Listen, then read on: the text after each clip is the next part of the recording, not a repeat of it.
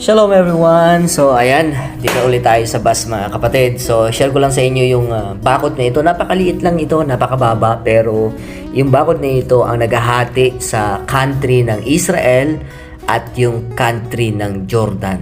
Ayan, pag dito po kayo sa West Bank, ayan, galing po kami ng Jericho. So pabalik na po kami ng Haifa. So ito po yung daan. Ayan, actually, kung hindi ako nagkakamali, pwede pong dumaan dito yung mga Jewish and Arab. Kaya nga po, napaka-secured yung lugar na ito, punong-puno po ng mga CCTV. So yan po yung lupa na yan ay actually part na po siya ng bansang Jordan. Pero yung dinalakbay namin dito ay part po ng bansang Israel. So ayan po mga kapatid, ipapakita ko po. Ang mga bundok na yan na nakita nyo sa inyong harapan ay ang bundok na ng Nebo and dyan, malapit na po yung Moab dyan at yung Gilead. So nakita nyo dyan na lupain ay part na po niya ng country, Jordan country. So ito po yung